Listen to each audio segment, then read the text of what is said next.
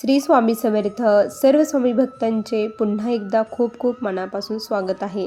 स्वामींच्या कृपा आशीर्वादाने आज एक सत्य अनुभव तुमच्यासाठी घेऊन आलेले आहे. हा अनुभव ऐकल्यानंतर प्रत्येक स्वामी भक्तांचा महाराजांवरती श्रद्धाभाव हा खूप दृढ होणार आहे. हा अनुभव आहे अहिल्यानगर येथील रहिवासी असलेल्या एका कुटुंबियांचा. त्यांना अक्कलकोटमध्ये गेल्यानंतर काय प्रचिती आली, काय अनुभव आला हे आपण बघणार आहोत. चला तर मग या सुंदर अशा अनुभवाला सुरुवात करूया. ताई म्हणतात, सर्वप्रथम सर्वांना श्री स्वामी समर्थ. या ब्रह्मांडाचे चालक मालक पालक भगवान श्री स्वामी समर्थ महाराज यांच्या चरणी कोटी कोटी प्रणाम. स्वामी भक्तांनो, आज मी तुम्हाला माझ्या जीवनातील महाराजांनी मला दिलेले खूप मोठे अनुभव सांगणार आहे. माझे मिस्टर आणि मी आम्ही दोघंही स्वामींचे निस्सीम भक्त. महाराज आमच्याकडून सेवा करून घेतात. सुरुवातीला स्वामी काय, स्वामी सेवा काय, मला काही एक माहीत नव्हतं. माझ्या स्वामी सेवेची सुरुवात ही जी काही झाली ती फक्त आणि फक्त माझ्या एका मैत्रिणीमुळे. तिने माझ्या जीवनामध्ये महाराजांचे आगमन केले. काय झालं होतं की मला प्रेग्नेन्सी राहत नव्हती आणि राहिली तरी खूप कॉम्प्लिकेशन व्हायचे.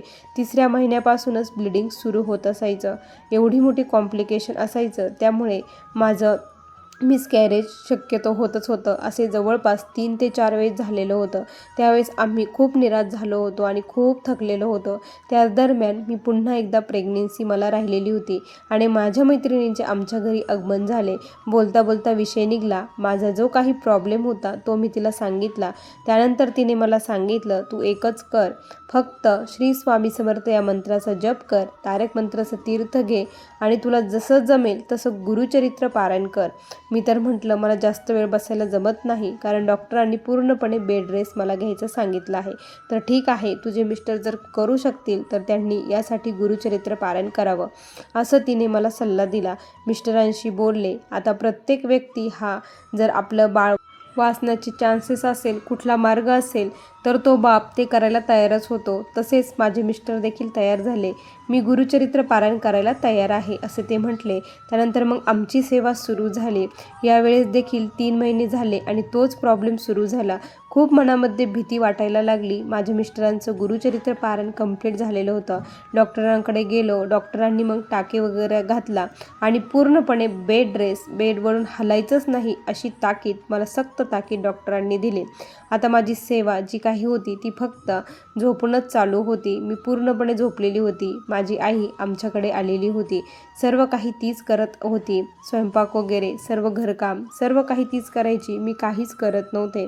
त्यानंतर स्वामी भक्तांनो, मला 8व्या महिन्यामध्येच त्रास व्हायला लागला आणि माझी 8व्या महिन्यामध्येच डिलेवरी झाली आणि मला एक मुलगी झाली.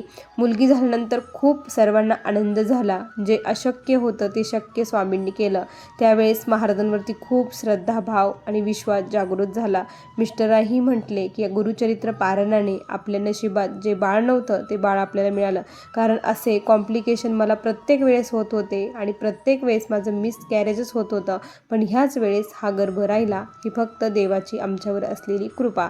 त्यानंतर मी नवस केला होता स्वामींना की जर मला बाळ झालं ते सुखरूप असेल, व्यवस्थित असेल, आई बनण्याचं जर सुख मला मिळलं स्वामी, तर मी तुमच्या दर्शनाला त्या बाळाला घेऊन अक्कलकोट येथे येईल. आमची परिस्थिती ही साधारण असल्यामुळे जाणं ही एवढं गाडी वगैरे करून जाणं शक्य नव्हतं, कारण खूप पैसे लागतील असं वाटायचं. त्यामुळे माझा जो नवस होता त्याला खूप उशीर होत चालला होता. माझं बाळ 1 वर्षाचं झालं तरी आमचं अक्कलकोट येथे जाणं झालंच नाही. म्हणतात ना की महाराज योग्य वेळ आल्याशिवाय अक्कलकोट येथे बोलवत नाही. आमची योग्य वेळ आली नाही असं वाटायचं.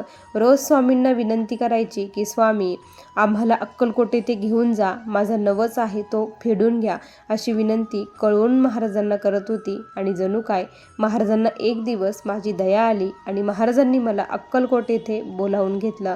आमचं जाण्याचा योग ठरला. माझी आई, बहीण आणि मी आम्ही सर्व मिळून गाडी करून जाऊ असं ठरवलं. माझ्या सासूबाई देखील आमच्यासोबत होत्या. मग आम्ही सर्वजण जाण्यासाठी तयार होणार होतो. सर्वांनी बॅग वगैरे पॅक केलं. पहाटे गाडी येणार होती आणि आम्ही जाणार होतो. सर्व काही तयारी केली. खूप आनंद होत होता. महाराजांसाठी काय घ्यावं काय नाही हे खूप प्रश्न पडले होते. माझ्याकडे घेण्यासाठी देण्यासाठी महाराजांकडे काहीच नाही. जे काही आहे ते त्यांचंच आहे, तर त्यांना काय द्यायचं असे प्रश्न प्रश्न, पण आपल्या हातातून घरातून मोकळ्या हाताने जाऊ नये म्हणून मग महाराजांसाठी लाडू बनवून घ्यायचं ठरवलं. महाराजांसाठी लाडू वगैरे बनवून घेतले. आमचा प्रवास पहाटे 4 वाजता सुरू झाला. सर्वजण म्हटले आपण काय करू की अगोदर तुळजापूरचं दर्शन घेऊ, त्यानंतर आपण डायरेक्ट याला जाऊ, गाणगापूरला जाऊ. गाणगापूरमध्ये सर्व काही दर्शन वगैरे करू आणि मुक्कामी अक्कलकोटला येऊ, असं आमचं सर्व नियोजन ठरलं. आता आम्ही कधीच कुठे गेलेलो नव्हतो, आम्हाला काही माहीत नव्हतं. पण माझी जी बहीण आहे ती मात्र इकडे गेलेली होती. ती म्हटली की ठीक आहे, अक्कलकोटपासून गाणगापूर 80 ते 85 किलोमीटर आहे, तिथून आपण मुक्कामी येऊ शकतो, असं ती म्हटली. मग आम्ही तुळजापूरमध्ये गेलो, तिथे गेलो, दर्शन वगैरे घेतलं. दर्शन झालं, आम्ही डायरेक्ट गाणगापूर येथे गेलो. अक्कलकोटमधूनच आम्ही गाणगापूरला गेलो, कारण तिथूनच जावं लागतं. गाणगापूरला गेलो, तिथे गेल्यानंतर आम्हाला जवळपास 4 ते 5 वाजले होते गाणगापूरमध्ये जाण्यासाठी. तिथले सर्व दर्शन वगैरे घेतलं. बाळ रडत होतं, तिला अशी प्रवासाची सवय नव्हती, त्यामुळे तिची खूप दगदग झालेली होती. पण आता महाराजांनाच विनंती केली की तुम्हीच सर्व काही करून घ्या. त्यानंतर दर्शन वगैरे झालं. तिथली विभूती जी होती ती आम्ही घेतली, कारण मी यूट्यूबला खूप वेळेस बघितलं होतं की गाणगापूरच्या विभूतीमध्ये खूप पावर असतो. तिथली विभूती वगैरे घेतली, दर्शन घेतलं, सर्व काही झालं. आता आमचा प्रवास सुरू झाला अक्कलकोटच्या दिशेने. आम्हाला आता जवळपास रात्रच झालेली होती, 6 ते 7 वाजले होते तिथून निघतानीच. आमचा रात्रीचा प्रवास सुरू झाला. ते रस्ता एकदम सुनसाट शांत रस्ता आहे, हा प्रत्येकालाच माहीत आहे. अक्कलकोट गाणगापूर किती शांत रस्ता आहे. त्या रस्त्याला जास्त घराची वर्दळ नाही, काहीच नाही, आणि खूप ड्राय भाग आहे, जास्त प्रसिद्ध भाग देखील नाही.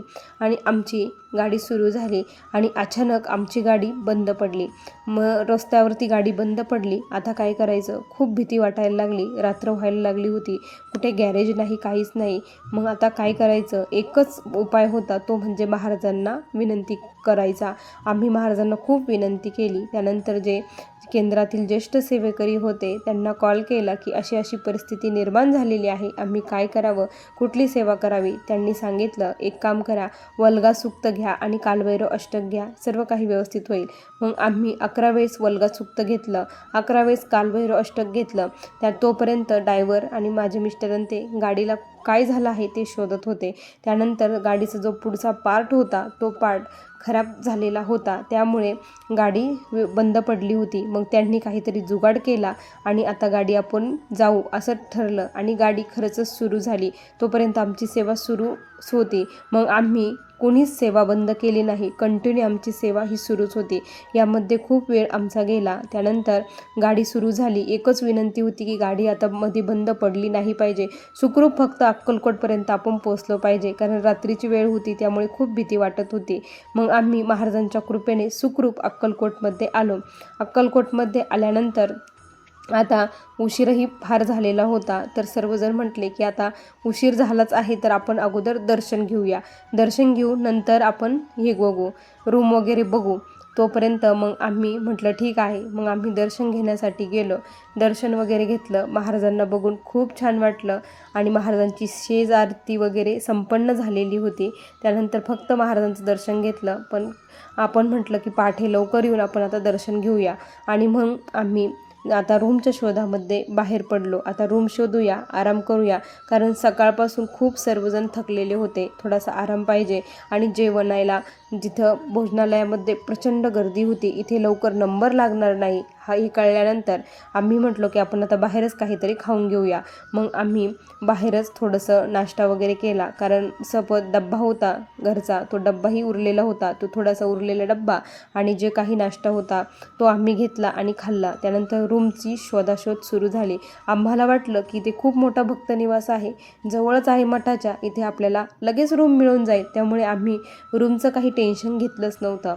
आम्ही जेव्हा तिथे आलो, चौकशी केली, तर माझे मिस्टर ना त्यांनी सांगितलं की इथे रूम शिल्लक नाही, जागाच नाही, प्रचंड गर्दी आहे. आणि त्याच वेळेस स्वामी भक्तांनो अचानक पाऊस सुरू झाला. पाऊस कुठून आला, कसा आला, काहीच माहीत नाही. मुसळधार पाऊस सुरू झाला. त्यावेळेस खूप टेन्शन आलं की आता काय करायचं. मिस्टरन ते म्हटले तुम्ही इथेच थांबा, मी बघून येतो की कुठे रूम आहे की नाही. मग ड्रायव्हर, मिस्टर आणि जे काही माझे मेहुणे होते ते सर्वजण रूम बघण्यासाठी गेले. ते रूम शोधत होते. आम्ही इकडे बसलेलो होतो. महाराजांचा धावा सुरूच होता. रूम मिळू द्या, रूम मिळू द्या असं महाराजांना मी कळवून विनंती करत होते.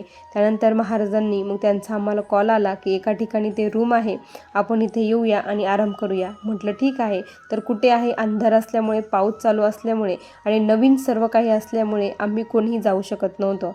मग माझे मिस्टर ते आम्हाला घेण्यासाठी पुन्हा आले आणि आम्ही त्या रूमच्या दिशेने चालायला सुरुवात केली. आम्ही त्या रूमच्या दिशेने गेलो. तिथे गेलो, रूममध्ये गेलो. तिथे गेल्यानंतर रात्री काय झालं स्वामी भक्तांनो, अचानकपणे लाईट गेली आणि खूप सारा वेगळाच तिथे आवाज यायला सुरुवात झाली. सर्वजण उठले, खूप घाबरू लागले की नेमकी काय झालं आहे. कोणीतरी ओरडण्याचा आवाज तिथे येत होता. नेमकी काय झालं काहीच कळेना. म्हणून आम्ही बाहेर जाऊन बघितलं तर सर्व शांत होतं. तिथे कोणीच नव्हतं, सर्वजण झोपलेले होते. हे बघितल्यानंतर खूप भीती वाटायला लागली. मनात वेगवेगळे विचार यायला लागले आणि अचानकपणे आता एखाद्या वेळेस जर आपल्याला भीती वाटली तर अचानकपणे अशा काही गोष्टी घडतात की त्या गोष्टी घडल्यानंतर आपल्याला आणखी भीती वाटते. तसंच झालं की अचानकपणे एक मांजर आली आणि ती खूप जोरजोरात ओरडू लागली. तिचं ओरडणं ऐकून देखील खूप भीती वाटायला लागली आणि महाराजांचा धावा आम्ही सर्वांनी सुरू केला. एका सुरामध्ये आम्ही तारक मंत्र म्हणायला सुरुवात केली. आम्ही रात्र कशी तरी काढली, कारण भीतीमध्येच रात्र गेली.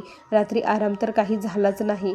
त्यानंतर मग सकाळी उठलो आणि लगेचच आंघोळ्या करून दर्शनासाठी आम्ही त्या रूममध्ये थांबलोच नाही. लगेच बॅगा घेऊन आपण गाडीत बॅगा ठेवू, दर्शन घेऊन लगेच आपल्या निघू असं आम्ही ठरवलं. महाराजांची जी काकड आरती आहे त्या काकड आरतीला आम्हाला जायचं होतं 5 वाजता आणि मग आम्ही सर्वजण आवरून बाहेर पडणार. तेवढ्यात एक व्यक्ती तिथे आली आणि ती व्यक्ती आम्हाला म्हटली की तुम्ही ह्या रूममध्ये रात्री थांबला. म्हटलं हो, इथेच होतो. त्याने असं वेगळ्याच भावनेने आमच्याकडे बघितलं. तर आम्ही त्याला विचारणार की नेमकी काय आहे या रूममध्ये, का बरं आम्ही इथे थांबलो नाही. तर तो म्हटला की इथे शक्यतो कोणी थांबत नाही, कारण इथे एकदा एका महिलेची जे काही आहे, जिथे हिचं घर होतं तिचं आत्महत्या झालेली आहे असं त्याने सांगितलं. आणि ते ऐकून आम्हाला खूप भीती वाटली. ते म्हणे खरंच तुम्ही इथे राहिला तर हे तुमचं भाग्यच आहे की तुमच्यात कुणालाच काही झालं नाही. त्यावेळेस आठवलं की ही महाराजांची कृपा आहे. महाराजांनी आम्हाला याच्यातून बाहेर काढलं, कारण आमचं रात्रभर श्री स्वामी समर्थ आणि तारक मंत्र या मंत्राचा जप सुरू होता. मग आम्ही दर्शनासाठी गेलो. महाराजांचे खूप आभार मानले. डोळे भरून महाराजांना बघितलं आणि डोळ्यामध्ये साठवून आपण निघणार. पण आम्ही कोणीही, मी शक्यतो महाराजांना माझं काहीच सांगितलं नाही. जे म्हणतात ना की दुःख, आपले जे काही दुःख असतील, काही असतील, मी काहीच सांगितलं नाही. फक्त एकच म्हटलं की महाराज तुमच्याकडे मी आले, आता तुम्हीच मला सांभाळा बघा, असं माझा मनातील भाव होता. डोळ्यात फक्त अश्रू होते. आणि अचानकपणे एक वृद्ध व्यक्ती आमच्याकडे आली. ती खूप गर्दी असल्यामुळे माझे मिस्टर आणि आम्ही दोघं सेपरेट झालो होतो आणि बाकीचे कुठे गेले काहीच कळेना. दर्शन रांगेमध्ये खूप लोटालोट झाली होती, त्यामुळे आमची आणि त्यांची हुकाचूक झाली. मग आम्ही एका ठिकाणी थांबलो. तिथे एक वृद्ध व्यक्ती आले आणि ते मला म्हटले की मनातील भावना महाराजांना सांगितल्या का नाही, मनातील दुःख, असं त्यांनी सांगितलं. तर मी म्हटलं की नाही, मी त्यांच्याकडे वेगळ्याच नजरेने बघितलं की माझ्या मनातून नाही हा शब्द आला. त्यावेळेस त्यांनी एकच मला उत्तर दिलं की काही नाही, स्वामी आई सर्वांची आई आहे, त्यांना सर्व काही आपल्या मनातील भाव माहीत आहे, नाही सांगितलं तरी त्यांना कळणारच आहे, असं म्हणून ते व्यक्ती तिथून निघून गेले. त्यावेळेस माझ्या मिस्टरांना आणि मला वेगळंच काहीतरी वाटलं की नेमकी ही व्यक्ती आपल्याकडंच का आली आणि आपल्याला असं का बरं म्हटली. स्वामी भक्तांनो, त्यावेळेस मला खूप वेगळंच फील झालं आणि आम्ही परतीचा प्रवास सुरू केला. अक्कलकोटमधून आम्ही खरंच महाराजांचा आशीर्वाद घेऊन निघलो होतो. त्यानंतर आमच्या जीवनातील जे काही दुःख होते, संकट होते, ते हळूहळू दूर व्हायला सुरुवात झाली. सर्व काही व्यवस्थित व्हायला सुरुवात झाली. जो काही त्रास होता तो कमी होत होता. घरातील वातावरण शांत होऊ लागलं होतं. जे काही व्यवसायामध्ये नफा होत नव्हता तो नफा व्हायला सुरुवात झालेली होती. ही महाराजांची कृपा आमच्यावरती झाली. अक्कलकोटवरून आम्ही महाराजांचा खरंच आशीर्वाद घेऊन आलो आणि महाराजांनी आम्हाला खूप भरभरून दिला आहे. आज आम्ही खूप सुखी आहोत, समाधानी आहोत आणि विशेष म्हणजे स्वामींच्या सेवेत रममाण आहोत. आणि तुम्हाला सांगायला आनंद वाटेल की माझी मुलगी देखील खूप छान आहे आणि स्वामी आजोबा करून त्यांच्या मागे लागलेले असते. आणि त्यानंतर मला पुन्हा कधीही प्रेग्नेन्सी राहिली नाही आणि काहीच नाही. मी एकाच मुलीवरती आहे. महाराजांनी जी मुलगी दिली तिलाच आता व्यवस्थित ठेवावं एवढंच स्वामीचरणी प्रार्थना करते आणि मला आलेला अनुभव येथे संपवते. श्री स्वामी समर्थ. बघा स्वामी भक्तांनो, किती सुंदर अनुभव आहे. तुम्हाला हा अनुभव कसा वाटला नक्की कमेंटमध्ये सांगा. तुम्हाला असेच महाराजांचे सत्य अनुभव ऐकायचे असतील तर आपल्या चॅनलला सबस्क्राईब करा आणि तुम्हाला देखील असेच अनुभव आलेले असतील तर आपल्या व्हॉट्सअप ग्रुपला जॉईन होऊन तुमचा अनुभव तुम्ही मला शेअर करू शकता. त्याची लिंक डिस्क्रिप्शन बॉक्समध्ये दिलेली आहे. श्री स्वामी समर्थ. जय जय स्वामी समर्थ.